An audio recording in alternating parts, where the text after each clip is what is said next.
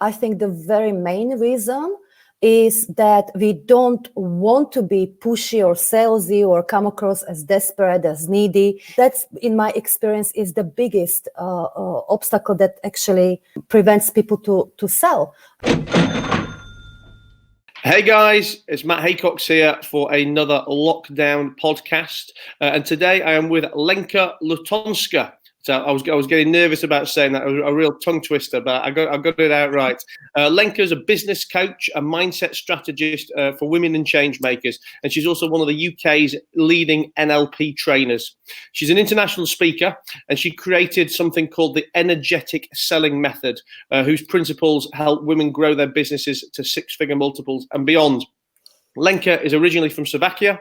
She came to the UK at 19, and she's worked her way up from cleaning tables in McDonald's to now running hugely successful business that changes countless lives. So Lenka, thank you very much for being here. Thank you for having me, Matt.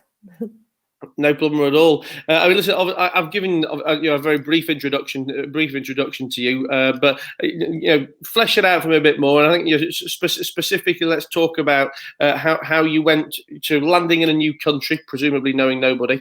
I don't know how your English was back then either. And starting very much at the bottom in McDonald's to getting where you are today, because a lot of my audience are people who are really struggling with the confidence. The people who have what would be, let's say, described as menial jobs or feel like they can't achieve anymore. And I guess your story in a couple of sentences really encapsulates, where you can go from to where you can go to. So I'd like to hear a bit more about that. Sure. So yes, my English is a little better now than it was when I first came here, which was actually 20 years ago. And I was 19 years young. And came as an au pair. That's the only way how I could actually come here back in those days. And initially, I thought I'll come here for three months to learn English. And I stayed. I was a terrible au pair, absolutely terrible. So I didn't last too long. So I landed a fabulous job in McDonald's as a cleaner. I think they felt sorry for me, so knocking on their doors. And I stayed because I always knew from when I was younger that I want to do something meaningful. I couldn't put it into words, but I wanted to work with people. So while I was working in McDonald's and climbing their ranks and learning there, I was studying anything and everything about human psychology and how human mind works. Until I felt ready, which was roughly 6 years later. So I left the job, I sold everything I had to that point, and whoop, I got into business as certified and ready, except I became, just like many of us, accidental entrepreneurs, because it's one thing to have a certain skill, and I wanted to just coach people and train people in NLP and help people, and it's another to market and sell. So it wasn't easy. The transition wasn't easy. I built a pretty successful business. It took me several years to be able to breathe, and then it took off. And then I lost it very rapidly. So I went like that. Why? Big story there. I will put it in a really, really nutshell. It's kind of movie material. One of my clients offered to mentor me because he was at a very high position. He was working with the corporates at a very high position, and I wanted to get more into corporate space, into the corporate training space. So he was mentoring me, and then he offered business partnership, which never happened, except, so basically he was what Dr. Babiak calls a corporate psychopath. So his mission was to destroy me, and he almost succeeded. So I lost my entire business and savings and social media presence and database, and my confidence was washed out. I just couldn't believe how I got myself manipulated. So I had to get over it, and it took me a while. But it's in those, I said, 2 years of a solid struggle to rebuild my business that I found who I am, and then I really anything I experience in that struggle, it makes me relate to any possible struggle including the confidence, as you mentioned, a new entrepreneurs might have.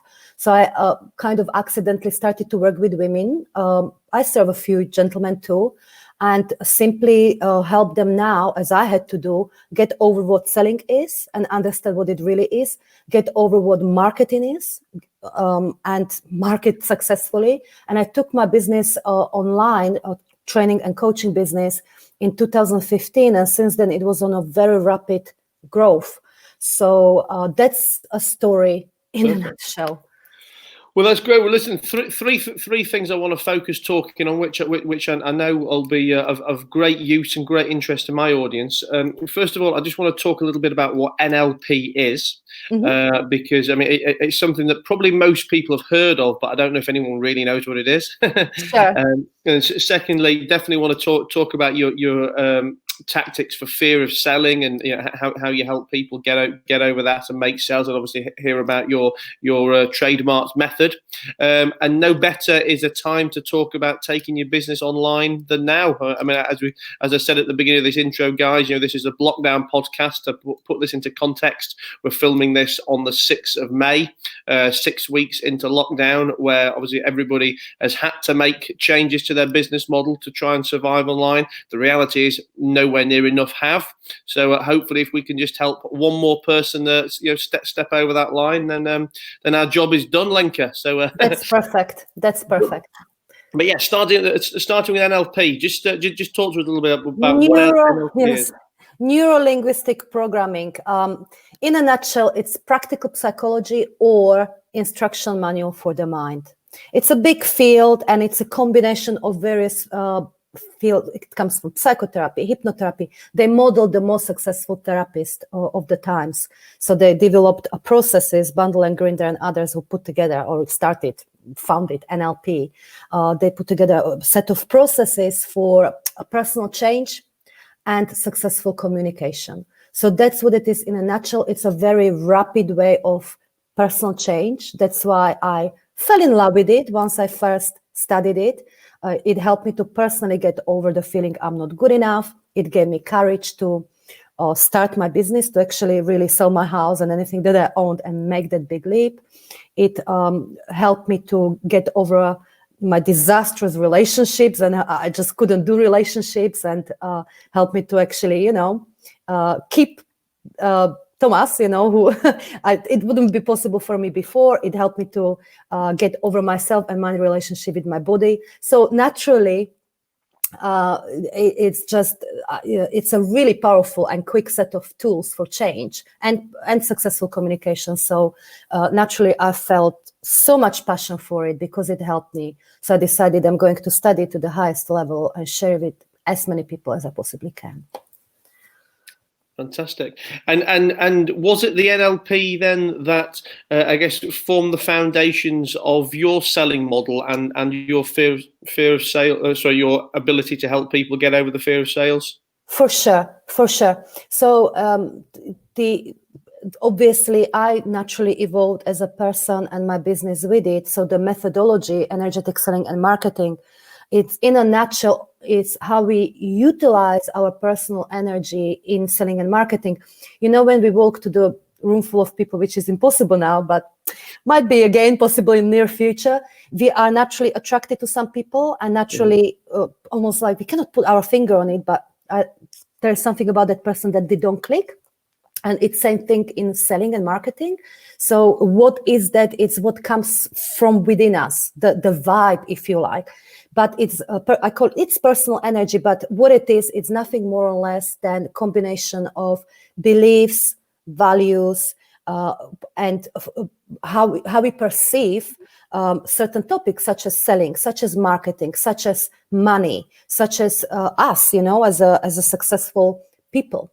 So energetic and selling and marketing, definitely I still source into NLP. There are very many powerful tools to help me. And then it's just combination of the experience. I worked with very many people in the last decade, and of course my own journey. So I help clients to change perceptions about what selling and marketing is, so we can do it and let our personal energy attract others powerfully. So it's much easier. Why do you think people struggle so much with the not to sell, but why do you think people are so fearful of selling? I know, because I used to be as well, because I think the very main reason is that we don't want to be pushy or salesy or come across as desperate, as needy. We like to really be helpful, but that, I don't want to be pushy. That's in my experience is the biggest obstacle that actually prevents people to sell. And I know it because when I was rebuilding my business from the first failure, I thought I'm doing absolutely everything a business person should do. As in, I was attending 1,000,001 networking events, doing lots of free speaking gigs, sending out a newsletter, put out social media stuff out there. And the clients were trickling. It was absolute struggle. But one thing I wasn't doing is giving people invitation. Look, I can help you to solve this problem. Would like to talk about it. I wasn't doing that because I thought, well, I just need to prove I'm a great coach or a great trainer, and surely if they want, they will ask. And it's not how it works. It's not how it works. So I think we often perceive selling as almost taken away from people. It's about me. But it's not. It's obviously that's where they're going to get the biggest wins once they part with their money and paid for the full service or product, whatever it's that they're selling. I think it's that. And I mean, what would be your? I mean, obviously we're doing a real summary NLP selling, marketing, and online business chat today. But I mean, what if you could give one takeaway or a couple of takeaways to our audience today of something that could improve their ability to sell or improve their confidence with selling? What would your top tip be? NLP tip? But for sales. Yes, for sales. Focus on other person. That would be the biggest one. Yes. Stop thinking about how you come across, how your sales technique is, if you're doing it right for the script or anything like that, and be detached to what they say, what decision they make. I believe that the most successful selling, and it actually can grow sales revenues rapidly, is when we don't go into selling with the mindset of it's my job for them to say yes to what I'm offering. That's not what selling is about. Selling is about, or a healthier way to view selling it's about guiding them to make the right decision for them, whether it's yes or no. That's it, and be detached. Because when we are attached to the outcome, then the client feels it's about us. We make it more about us. Client really, even if unconsciously they pick up, if they feel that this person is really they care about me. So that would be my probably the biggest tip is focus on the client. Forget your fears. It's about client, and it's about them making the right decision for them, whether it's yes or no, and both are okay. And the second tip, which is so basic, but I know this was the thing that really helped me more, it's simply sell more. So it's about forgetting all of that, how I come across, and focus on the business and what we are creating and how we are serving others. So if you're not outreaching and selling and make those invitations every day, honestly, do it even if you think it's awkward, even if you think it's uncomfortable, even if you think you're shy at selling like I used to. It doesn't matter.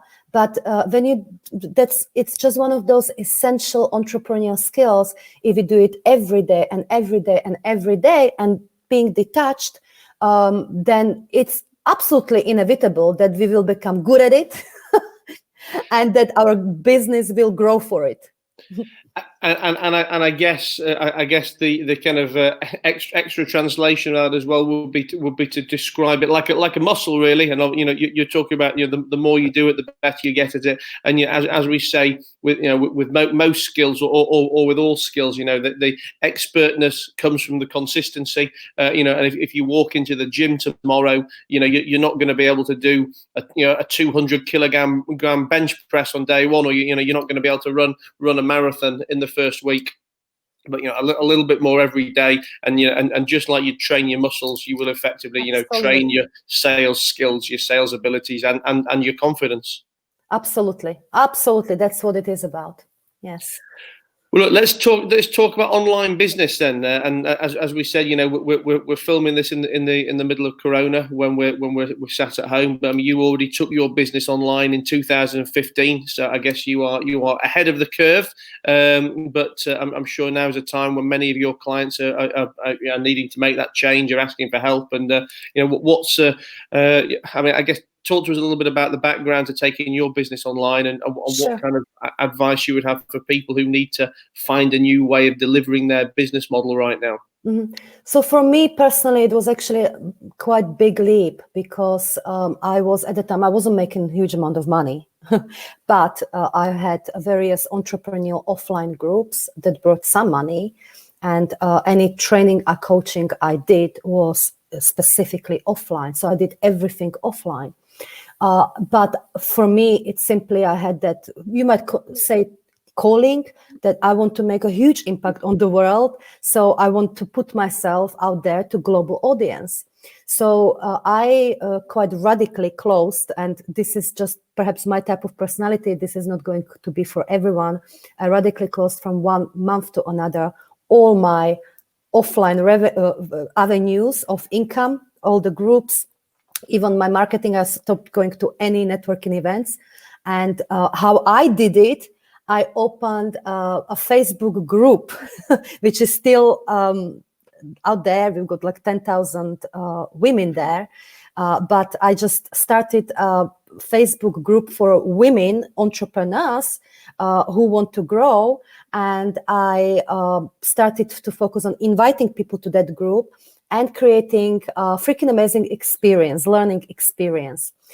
So I would be running various challenges, short-term experiences. I still do it to this date. Education when it comes to business and psychology. And first 3 months, I would be squeezing my butt, because I was so nervous. I was scared this will not work out. I closed everything off. But it just took off because I was just willing to put myself out there.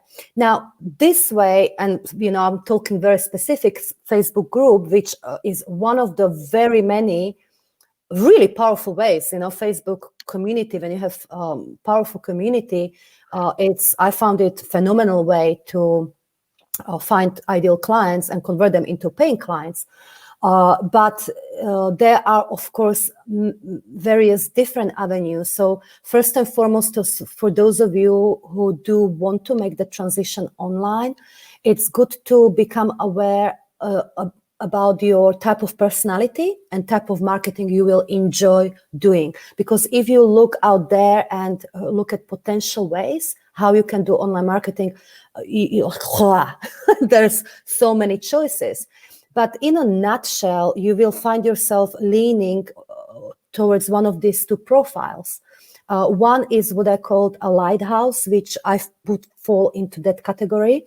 And your lighthouse, and Matt, presumably your lighthouse as well, when you enjoy serving or serving to many people at once. Yes, so that's where your energy flows more. That's what you enjoy more. That sense that I'm impacting or I'm serving many people, quantity of people. And on that continuum, you will have what I call, on the other side, influencers,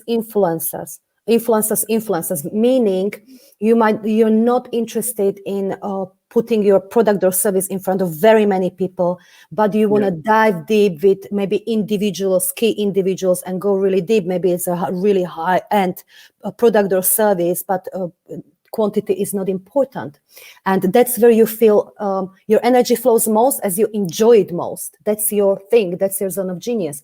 And based on your profile, then, and sure, might be somewhere on the continuum, but you will lean more towards one or the other. So your marketing can reflect that. So for lighthouses, so things such as podcast is phenomenal way, or Facebook group, something where you can attract people and simply shine your genius, just go out there and share what you have, and connected with selling, by the way, connected with selling as a make that invitation to sell. I cannot overestimate the importance of it, because otherwise, and I observe it a lot amongst us women entrepreneurs, that yes, okay, I'll go out there, I give all the free stuff, all the information available, and I never ask for sale. Or when I ask, I maybe put it out there and wait, I hope this will work out. No, you've got to connect that marketing, being visible, and attract ideal clients that way with powerful invitation to consider buying your product or service. So that's for lighthouses. And for the influencers, it will be a slightly maybe different approach. Maybe you're not interested about having a community and interacting with many people. Maybe that's not your thing. So you would do something. Maybe you can focus on online funnels, so putting together something out there that will work for you, and perfectly okay, because you can build a multi-million pound a year business that way, if that's your thing. But I would say decide what would be your strategy that feels good to you, not what everyone else says. Do it from within you creatively, what feels good to me, and stick to one strategy and master it and stay with it until it works. Yes. Perfect. Well, listen, Lenka, that's been fantastic. Some real interesting and valuable tidbits of information for our audience there. I mean, for people who want to hear more, where can they find you? Are you on social? Have you got a website? Sure. What can we do? So I have a website, lenkalutonska.com, my name, Facebook group, Freaking Amazing Women, and book on Amazon, Energetic Selling and Marketing, if anyone is interested in the topic. Yes. Fantastic. And are you on Insta as well? I'm into, sorry? Are you on Instagram? Instagram, yes, Lenka Lutonska. all the social media are Lenka Lutonska, my name. Guys, for any of you who are listening to this, not watching it, I'll spell that for you. That's LenkaLutonska,